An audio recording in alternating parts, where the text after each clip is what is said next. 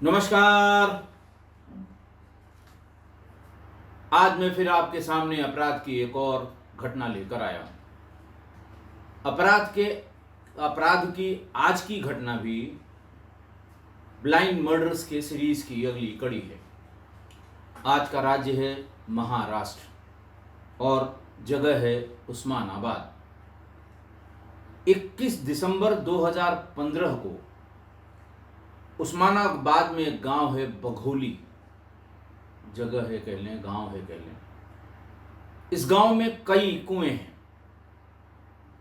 एक कुएं में एक बोरी में बंद एक लाश, जो एक रॉड से बांधकर कुएं में इस आशय से फेंकी गई थी कि रॉड की वजन की वजह से वो नीचे दब कर रह जाएगी, ऊपर नहीं आएगी। लेकिन वो लाश 2 दिन बाद ऊपर आ गई। गांव वालों ने देखा, पुलिस को इत्तला की और पुलिस ने उसको बाहर निकाला। लाश बहुत पुरानी नहीं लग रही थी। दूसरा कि दिसंबर का महीना था, पानी काफ़ी उस समय टेम्परेचर ठंडा होता है और कुएं के भीतर वैसे भी जनरल बाहर के टेम्परेचर से कम टेम्परेचर में पानी होता है, इसलिए वो लाश डिसइंटीग्रेट नहीं हुई थी। चेहरा बहुत साफ सुथरा, पहचानने लायक था। शरीर भी सामान्य रूप से उतना फूला हुआ नहीं था जितना कि किसी दूसरे मौसम में या किसी दूसरे प्रकरण में ज़्यादा स्वेलिंग उसमें आ जाती है। बहरहाल प्रारंभिक जांच से ये पता लगा या पोस्टमार्टम रिपोर्ट से ये पता लगा कि इस लड़की के बदन पर, पेट में, पीठ में, कमर में चाकुओं के 20 से 22 निशान पड़े हुए हैं, यानी उसे चाकुओं से गोद गोद कर मारा गया है। लोकल पुलिस ने, उस्मानाबाद की पुलिस ने चेहरे की स्पष्ट, चूंकि चेहरा भी स्पष्ट था, स्पष्ट फोटोग्राफ निकालकर आसपास के जगहों पर, महाराष्ट्र के सभी पुलिस स्टेशंस पर और महाराष्ट्र से सटे कर्नाटक और आंध्र प्रदेश की पुलिस को भी ये फोटोग्राफ सर्कुलेट किए, लेकिन कहीं से भी इस लड़की की शिनाख्त नहीं हुई और धीरे धीरे ये केस तमाम फाइलों के साथ बंद हो गया। फाइनल रिपोर्ट लग गई कि साहब इसकी जब पहचान ही नहीं हो रही है तो आगे कैसे बढ़ा जाए। 2016 में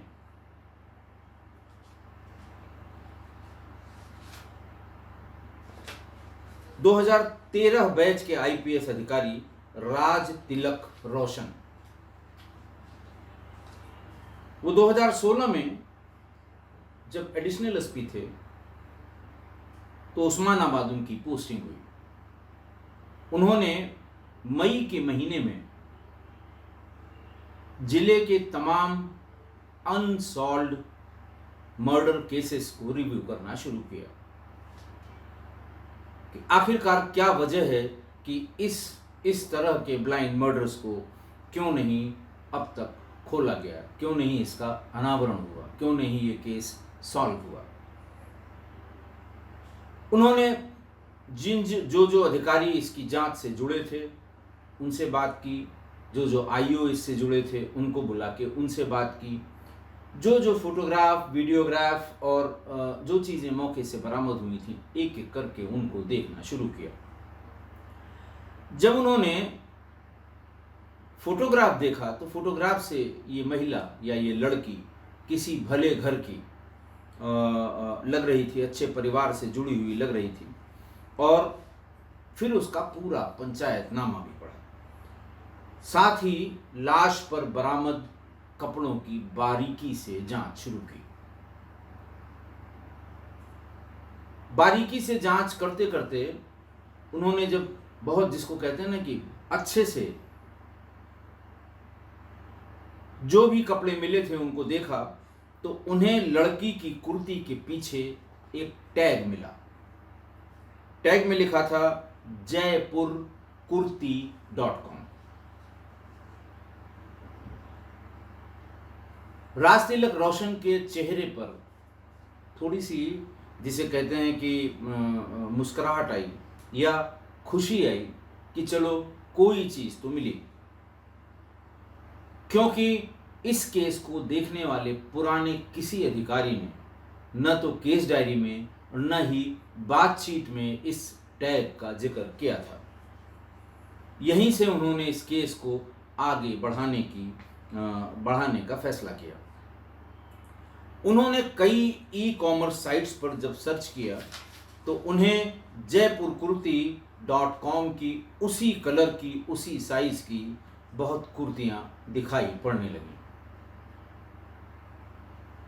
इसके बाद करीब करीब आधा दर्जन ई कॉमर्स साइट्स के ईमेल पते रोशन साहब ने निकलवाए और सभी को मेल किया। जैसे फ्लिपकार्ट है और बाकी जैसे तमाम और साइट्स हैं, उनको सबको मेल किया। मेल करने में उन्होंने जो रिक्वेस्ट की उसमें ये लिखा कि 1 जनवरी 2015 से 20 दिसंबर 2015 के बीच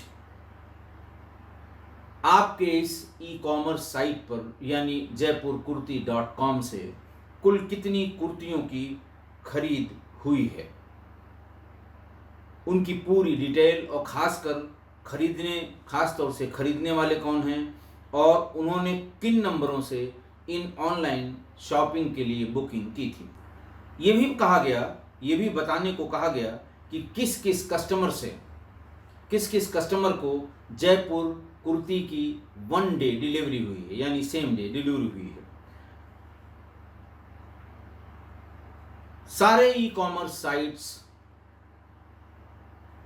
से जब जवाब आए राज तिलक रोशन साहब को, तो कुल इस पीरियड में यानी 1 जनवरी 2015 से 20 दिसंबर यानी जिस दिन वो लाश बोरे में बरामद हुई थी, उस दिन इस तरह की जो उन्होंने कुर्ती की फोटोग्राफ ली थी, मृतक के कपड़े जो पोस्टमार्टम से पहले उतारे जाते हैं, तो उसी डिज़ाइन की 18,000 कुर्तियां खरीदने की डिटेल पुलिस के पास आ गई। ग्राहकों में सबसे लंबी सूची फ्लिपकार्ट की मिली। अमेज़न ने भी बहुत ढेर सारे कस्टमर्स के नाम और नंबर भेजे। मैं इस खबर से संबंधित जो पेपर कटिंग है वो कम्युनिटी में डाल रहा हूँ। आप उसमें उस कुर्ती के कलर या कुर्ती का जो डिज़ाइन है उसको देख सकते हैं।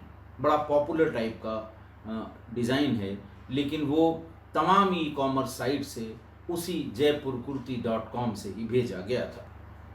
दूसरी बात मैं ये बता दूं कि ये खबर हमारे बहुत अच्छे मित्र सुनील मेहरोत्रा जी ने लिखी थी 2020 में नवभारत टाइम्स में। नवभारत टाइम्स मुंबई में पिछले 25 सालों से क्राइम रिपोर्ट करने वाले सुनील मेहरोत्रा जी ने बहुत अच्छी बड़ी घटनाओं के खुलासे से संबंधित खबरें लिखी हैं। आप नवभारत टाइम्स या नवभारत गोल्ड पर जाकर उनकी जो क्राइम से संबंधित खबरें हैं उन्हें देखिएगा। मैं उनसे बहुत बार मिला हूँ और दाद देता हूँ उनकी क्राइम के बारे में समझ के। उन्होंने इस खबर में राज तिलक रोशन का इंटरव्यू भी किया था और पूरी डिटेल इस अपराध के बारे में लिखी थी। बहरहाल उस्मानाबाद पोस्टिंग से पहले राज तिलक रोशन से पहले 2 और अधिकारियों ने इसकी विवेचना की थी। विवेचना के समय उन लोगों ने डंप डाटा यानी उस जगह की जहां लाश बरामद हुई थी वहां के मोबाइल टावर्स एक पर्टिकुलर समय में कितने कॉल आए और कितने गए थे उस टावर से, वो भी पुराने जांचकर्ता अधिकारियों ने उनको उपलब्ध करा दिए।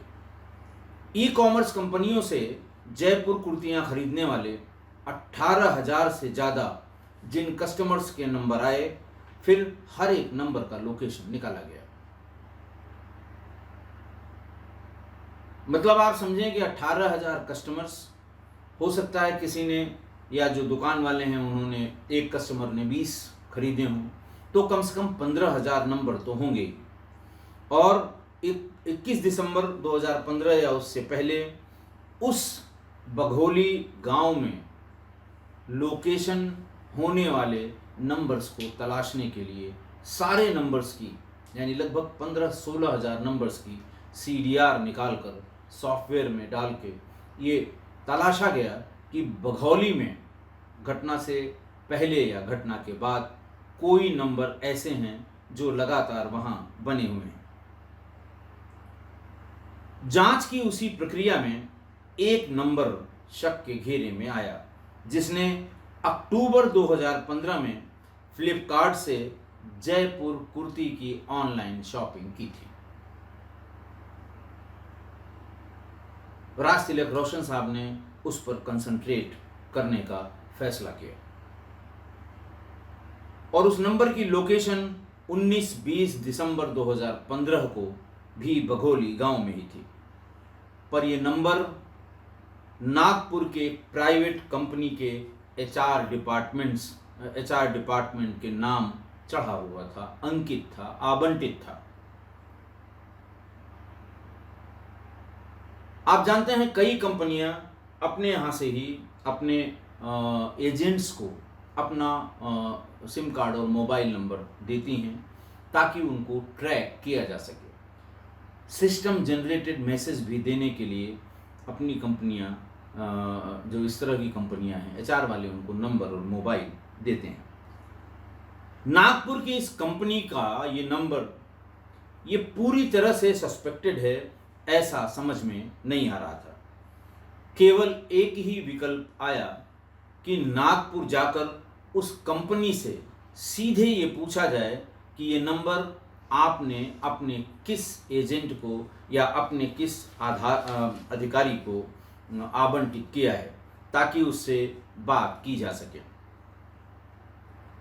दूसरी दिक्कत यह आ रही थी कि उस्मानाबाद और नागपुर के बीच दूरी काफ़ी है, इसलिए IIT खड़गपुर के BTech IPS अधिकारी राज तिलक रोशन ने सोचा कि पहले यहीं से, यानी उस्मानाबाद से बैठे बैठे ही साइबर तकनीक से ये चेक किया जाए कि इस नंबर, इस मोबाइल नंबर के जिसको सस्पेक्ट किया जा रहा था, क्या उससे संबंधित किसी व्यक्ति का फेसबुक अकाउंट निकाला जा सकता है। आप लोग अब जानते हैं, अब तो बहुत आसान हो गया है। आप नंबर फीड करिए, उस नंबर पर या उस नंबर से रजिस्टर्ड फेसबुक अकाउंट्स मिल जाते हैं। और इस प्रक्रिया में राज तिलक रोशन को एक फेसबुक अकाउंट भी मिल गया। नाम था प्रकाश चाफेकर। अब इस प्रकाश चाफेकर की फेसबुक पोस्ट को शुरू से देखना शुरू किया राज तिलक रोशन और उनकी टीम के लोगों ने। उन्होंने ये पाया कि घटना के 2-3 दिन बाद 23 दिसंबर 2015 को गूगल प्ले से डाउनलोड किए गए गेम का फोटो और लिंक उसमें पड़ा हुआ था।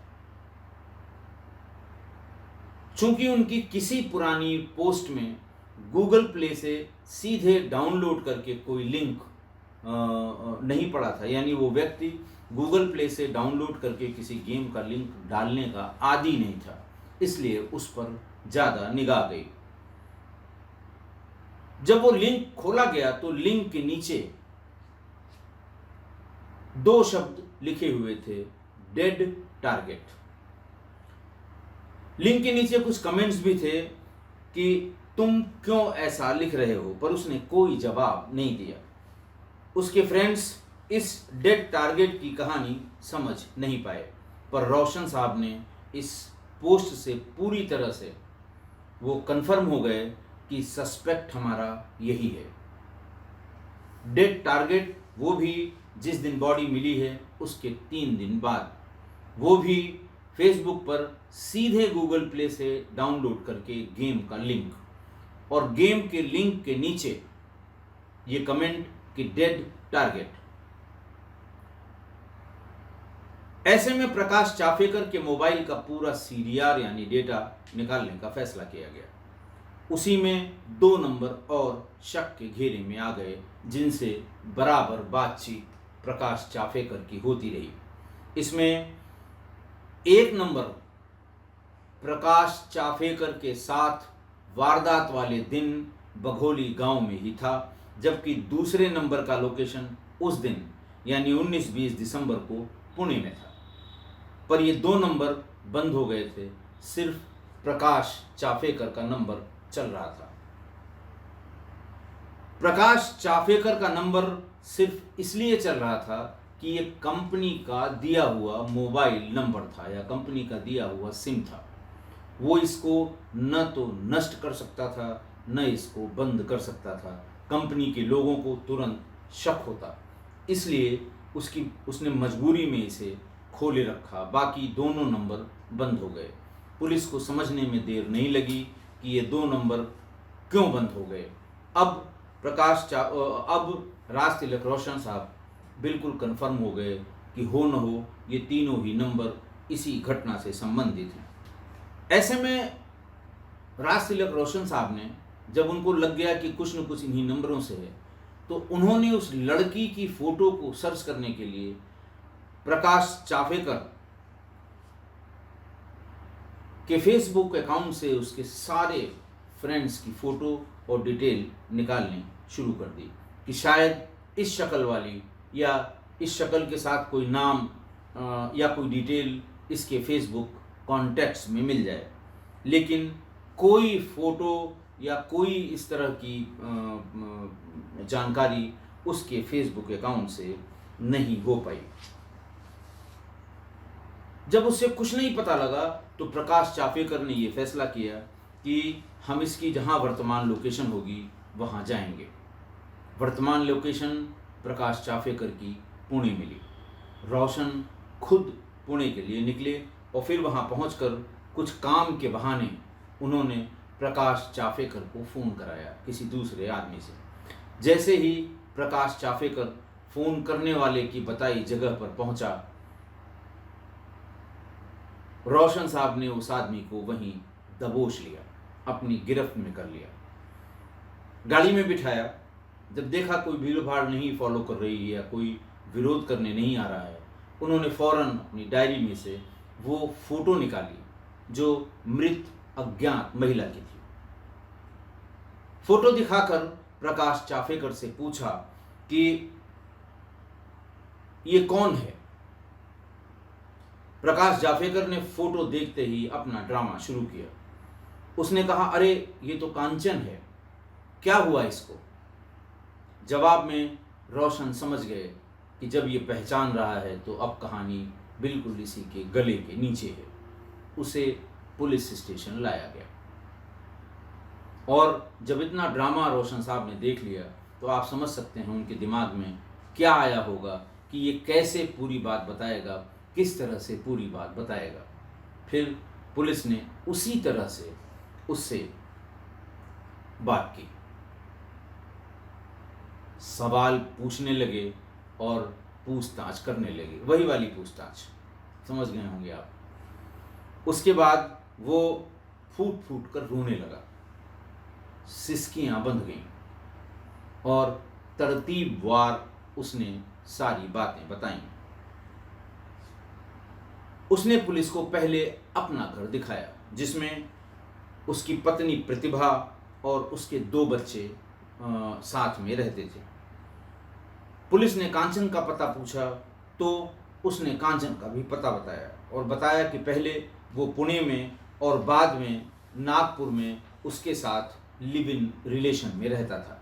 प्रकाश चाफेकर ने पुलिस के साथ बैठकर कांचन का घर दिखवाया। वहाँ उसकी माँ और चाचा मिले। फिर चाचा के जरिए उसके पिता से उसके दुकान पर मिलने राज तिलक रोशन खुद गए और पहले कांचन की पूरी पृष्ठभूमि समझी। फिर सबको खूब संभालने के बाद उन्होंने कहा, सॉरी, अब आपकी बेटी इस दुनिया में नहीं है, उसकी हत्या हो चुकी है। फोटोग्राफ दिखाया, सभी की आंखें नम हो गईं, रोना धोना शुरू हो गया। रोशन ने प्रकाश चाफेकर को कांचन के घर से काफ़ी दूर गाड़ी में बिठा रखा था कि ऐसा न हो कि वो लोग इस पर हमला कर दें या पहचान जाएं कि ये तो वही आदमी है जिसके लिए मैंने कानूनी कार्रवाई के लिए मिसिंग रिपोर्ट लिखाई थी।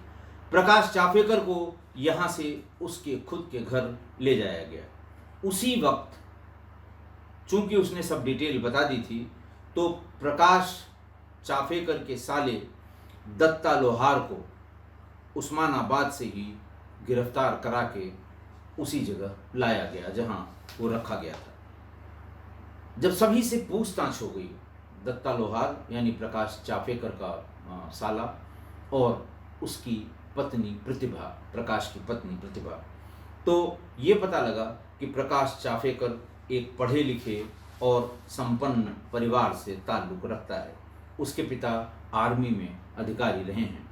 उसकी शादी वारदात से करीब 10 साल पहले प्रतिभा से हुई थी। उसके 3 बच्चे हैं।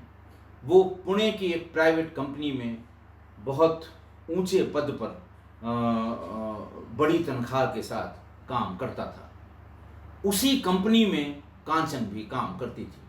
धीरे धीरे दोनों की नज़दीकियां बढ़ने लगी, जो बाद में रिलेशनशिप में तब्दील हो गई। प्रकाश चाफेकर की पत्नी को, उसकी पत्नी प्रतिभा को इस बात की भनक लग गई। अब आप ये कहिएगा भनक साहब कैसे लग गई?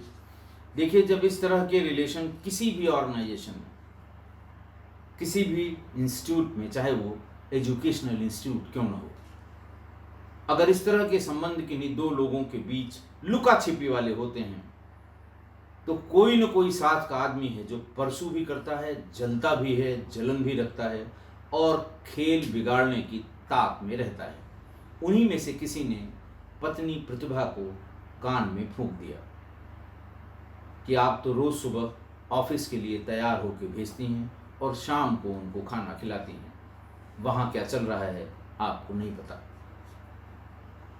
जिस महिला को अपने पति के बारे में ऐसा पता लगेगा वो खोजबीन जरूर करेगी और प्रतिभा ने भी पूरी खोजबीन की। एक दिन जब उसे पूरी डिटेल पता लग गई तो उसने प्रकाश को टेलीफोन पर बहुत उल्टा सीधा भी कहा और घर आते ही बहुत ही सीरियस टाइप का झगड़ा पति पत्नी के बीच में हुआ। प्रकाश ने सोचा या अपनी पत्नी से ये कमिट किया कि वो यहीं पुणे की रहने वाली है, मैं अगर कहीं दूर अपनी पोस्टिंग करा लूं तो उससे मेरा पिंड छूट जाएगा। पत्नी ने कहा कि बहुत जल्दी तुम अपना ट्रांसफ़र यहाँ से करा लो, और हुआ भी यही। प्रकाश जाफेकर ने नागपुर में पुणे छोड़ दिया और नागपुर में एक और बड़ी कंपनी ज्वाइन कर ली। बच्चों की पढ़ाई की वजह से या स्ट्रेटजी की वजह से उसने प्रतिभा को पुणे में ही रहने दिया। लेकिन जब वो नागपुर गया, कांचन से कोई संपर्क नहीं रखा, तो कांचन ने भी अपनी पूछताछ शुरू की और जल्दी पता लगा लिया कि वो नागपुर में किस कंपनी में है। इसी बीच उनके माँ बाप को जब ये शंका हुई कि ये किसी लड़के के साथ, अपनी कंपनी के किसी लड़के के साथ इसके संबंध हैं, तो उन्होंने फरवरी 2015 को बिना कांचन की रजामंदी के उसकी शादी तय कर दी और बिना उसको बताए हुए एक दिन घेर घार के उसकी सगाई भी कर दी।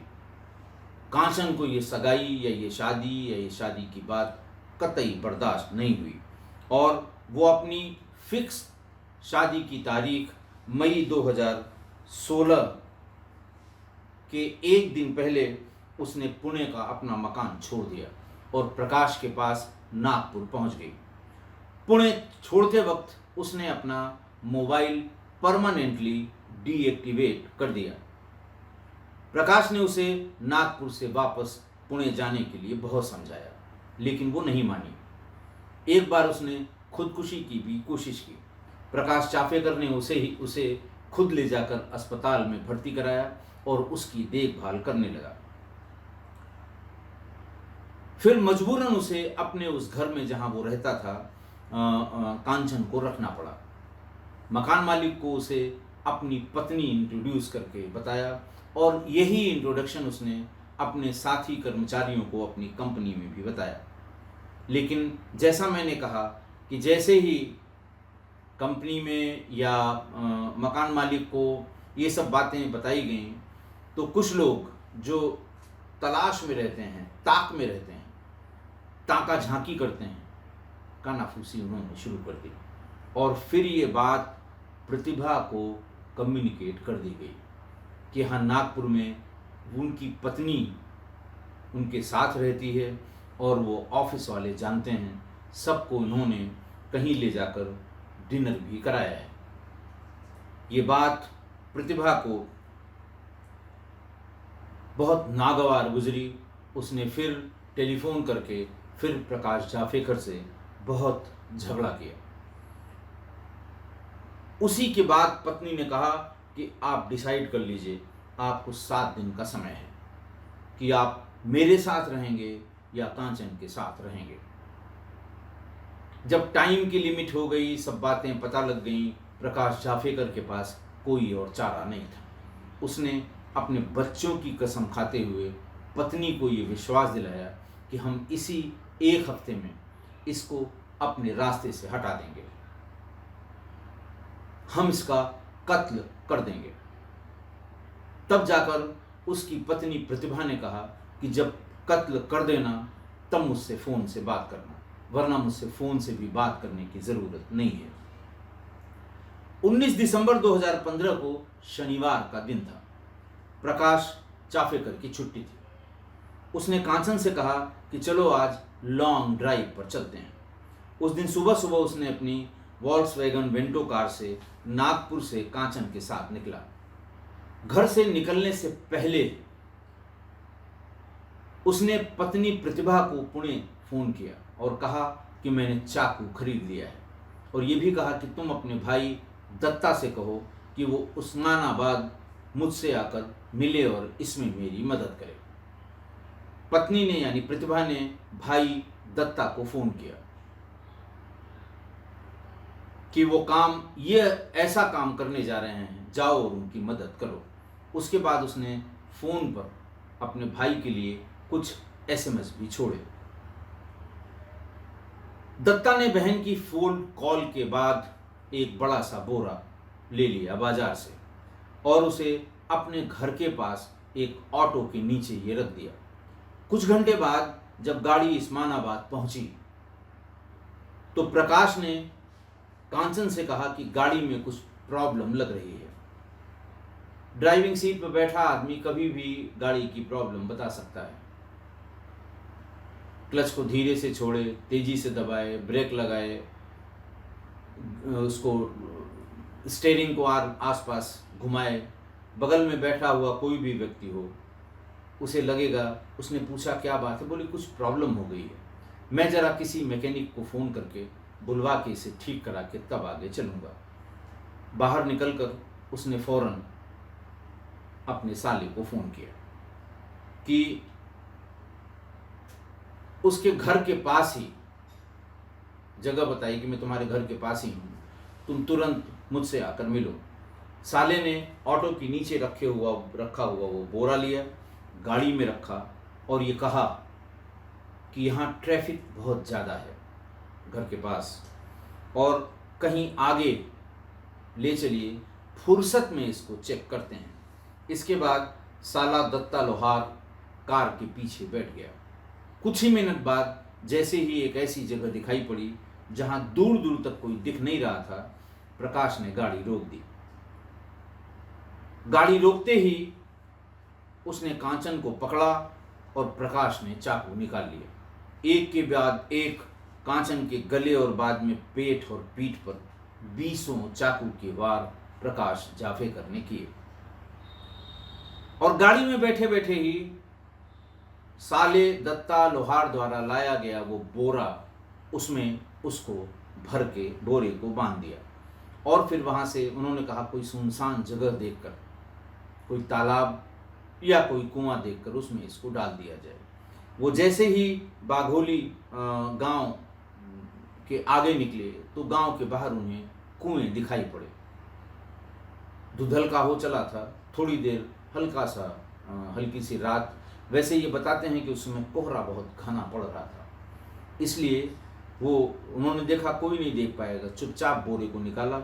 उसमें रॉड जिससे वो स्टार्ट करने वाला गाड़ी में सामान्य रूप से रखा रहता है, वो जिससे वो लगाते हैं गाड़ी को उठाने के लिए, जैक वैक लगाते हैं, उस रॉड में उसको बांध दिया ताकि रॉड के वेट से वो बोरा नीचे चला जाए।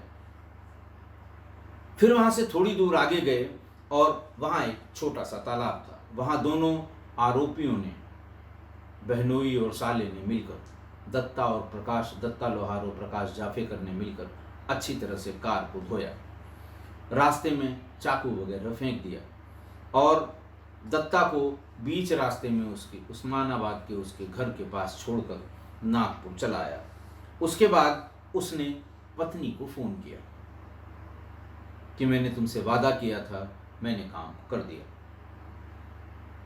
उससे ये भी कहा कि तुम अपना मोबाइल और सिम कार्ड तुरंत अच्छी तरह से टुकड़े टुकड़े करके फेंक दो। साले दत्ता लोहार को भी कहा कि तुम भी अपने मोबाइल और सिम टुकड़े टुकड़े करके फेंक दो ताकि भविष्य में कोई पकड़ा न जा सके। लेकिन जैसा मैंने पहले बताया कि वो अपना सिम नष्ट नहीं कर सकता था, तोड़ नहीं सकता था, फेंक नहीं सकता था, क्योंकि ये उसके कंपनी का सिम था। पत्नी और साले को ये हिदायत देने के बाद वो अगले दिन अपने मैकेनिक के पास, वॉल्क्सवैगन उसके पास थी, मैंने बताया था, कि अपने मैकेनिक के पास गया और उसने कहा कि गाड़ी की सर्विसिंग कर दो। छोटी मोटी कमियां भी बताई कि इस कमियों को भी ठीक कर दो। गाड़ी में कुछ जगह खून के दाग देखकर मैकेनिक ने उसको पूछा कि भैया ये कुछ ब्लड जैसा लग रहा है। तो उसने फौरन जवाब दिया कि मैं रास्ते में आ रहा था, पत्थरबाजी होने लगी, जाम था, मैं गाड़ी से नीचे उतरकर देखने की कोशिश कर रहा था, तभी पत्थरबाजी होने लगी, मुझे चोट लग गई थी, वही ब्लड है जो कार में दिखाई दे रहा है। मैकेनिक ने बिना शक किए उसकी कार को ठीक कर दिया, सर्विसिंग कर दी और उसके बाद प्रकाश जाफेकर चैन से सो गया। फिर उसने फेसबुक पर 23 दिसंबर को गेम का लिंक पोस्ट करने के बाद डेड टारगेट खुद लिख दिया। फेसबुक पर लिंक पोस्ट करने के बाद उसने शिमला का टिकट बुक कराया, कुछ दिन के लिए वहां घूमने गया, बाद में वो नागपुर आ गया। मैकेनिक से मिलने और शिमला जाने की इस प्रक्रिया के बीच उसने फेसबुक पर ही उस गाड़ी को बेचने का एडवर्टीजमेंट भी डाल दिया जिससे उसने कांचन का कत्ल किया था। इसके लिए उसने कार का फोटो पोस्ट किया और उसकी डिटेल्स लिखी, किस सन का है, किस मेक का है, किस मॉडल का है, क्या नंबर है। इस विज्ञापन को देखने के बाद एक एजेंट ने उससे संपर्क किया। एजेंट ने यह कार फिर किसी दूसरे को बेच दी। राज तिलक रोशन ये बताते हैं कि यह कार मुकदमे के दौरान पुलिस का सबसे बड़ा एविडेंस बनी। ब्लड स्टेन्स रिकवर किए गए और वो मैकेनिक जिसने वो ब्लड स्पॉट्स देखे थे उसका बयान सबसे अहम बयान कोर्ट में इस केस के बाबत माना गया, क्योंकि पुलिस ने मजिस्ट्रेट के सामने उसका 164 सीआरपीसी यानी कलम बंद बयान करा दिया था ताकि बाद में वो मुकर न जाए। इस पूरे प्रकरण में एक बात और है कि कांचन जब प्रकाश चाफेकर के साथ मई 2015 में स्थायी रूप से रहने पुणे से नागपुर के लिए निकली तो उसने भी अपना मोबाइल बंद करा दिया था ताकि परिवार उसको ट्रेस न कर सके। परिवार वालों ने उसे ढूंढने की बहुत कोशिश की। पुणे के एक पुलिस स्टेशन में मिसिंग दर्ज कराई गई। इस शिकायत में बतौर सस्पेक्ट यानी बइस्तबा प्रकाश जाफेकर का नाम भी लिखवाया गया, पर लोकल पुलिस ने कांचन के बहाने एक बार फिर प्रकाश जाफेकर को ट्रेस करने की कोई कोशिश नहीं की।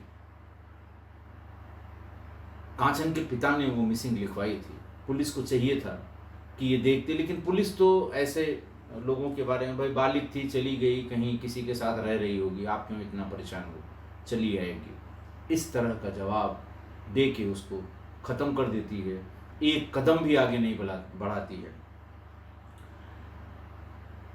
पुलिस ने पत्नी प्रतिभा चाफेकर, प्रकाश चाफेकर और साले दत्ता लोहार को जेल भेज दिया। इसका ट्रायल हुआ और शुक्रवार 14 अगस्त 2020 को सेशंस कोर्ट ने इन तीनों आरोपियों को आजीवन कारावास की सजा सुनाई। 2016 में जब ये केस डिटेक्ट हुआ था तब राज तिलक रोशन साहब वहाँ ASP थे, बाद में वो यहाँ के SP बने। इन दिनों वो मुंबई में ट्रैफिक के DCP हैं। उनको सलाम बनता है कि 18,000 कुर्तियों में से मृतका की उस कुर्ती के बारे में पता करके और फिर मुलजिमों को अरेस्ट करके ट्रायल करा के और उनको उनके अंजाम तक पहुंचाने का काम उन्होंने किया। आज की घटना में कांचन का घर से भागकर घर वालों को कोई बात न बताते हुए जिद करके अपनी प्रेमी के साथ रहना, जबकि उसको पता था कि उसके इस संबंध का उसकी पत्नी घोर विरोध करती है, फिर भी उसने प्रकाश जाफेकर पर अंधा विश्वास किया और प्रकाश की बातों के जाल में उलझ गई, अपनी जान से हाथ धो बैठी। अगर वो अपनी जिद या जाने की बात या किसी और के साथ रहने की बात परिवार से शेयर करती तो शायद ये हत्या न होती। घर वाले उसको पीछा करते, प्रकाश जाफेकर तक पहुंचते, लोगों को बताते, तब प्रकाश जाफेकर को कि इतनी हिम्मत न होती कि वो उसकी हत्या कर सके। हालांकि घर वालों को इस बात का शक था, इसीलिए जब मिसिंग रिपोर्ट लिखाई उनके पिता ने तो उसमें बहिश्तभा प्रकाश जाफेकर का नाम भी लिखवाया था। मिसिंग रिपोर्ट लिखाने के कई महीने बाद कांचन की हत्या प्रकाश जाफेकर ने की थी। अगर पुलिस ने जरा सा भी हाथ पैर मारा होता, थोड़ी सी भी सिंसियरिटी दिखाई होती तो न कांचन की जान जाती और न ही तीनों को आजीवन कारावास भुगतना पड़ता। पुलिस तो बस वही एक राग अलापती है कि भाई बालिग थी, चली गई, पुलिस क्या करे, किसी के साथ होगी, ढूंढिए, किसी के साथ भाग गई होगी। 2-4 गंदे शब्द भी पुलिस इस्तेमाल करती है ऐसे प्रकरणों में। सब लोग इससे 2-4 हुए होंगे, जो कोई भी इस तरह के प्रकरण में पुलिस से जिसका आमना सामना हुआ होगा। पुलिस की इसी जाहिलियत के कारण कांचन की हत्या हुई। सभी पुलिस ऐसी जाहिलियत में एक जैसी है, चाहे जिस राज्य की पुलिस हो। मैं इसे बहुत होशो हवास में और जानबूझकर अपने एक्सपीरियंस से कह रहा हूँ। मीर तकी मीर साहब ने इस तरह के इश्क और मोहब्बत पे 4 लाइनें लिखी हैं। उनका शेर है कि उल्टी हो गई सारी तदबीरें, कुछ न दवा ने काम किया और देखा इस बीमारे दिल ने आखिर काम तमाम किया। मैं एक बार फिर से पढ़ दूं कि उल्टी हो गई सब तदबीरें, कुछ न दवा ने काम किया, देखा इस बीमारे दिल ने आखिर काम तमाम किया। लिखा तो मीर तकी मीर साहब ने कुछ दूसरे सेंस में होगा। प्यार मोहब्बत के शायर थे और बड़े शायर थे, बहुत नाम है उनका देश विदेश में। क्लिष्ट उर्दू में लिखे हुए उनके शेर आप अगर गहराई से सुनेंगे तो कहीं न कहीं आपके दिल को छुएंगे। लेकिन आज की इस घटना पर ये बहुत ही मौजूद शेर है कि आखिर काम तमाम किया इस बीमारे दिल ने। तो मेरे ख्याल से आप मेरी इस बात से सहमत होंगे। आज के लिए बस इतना ही। बहुत बहुत धन्यवाद।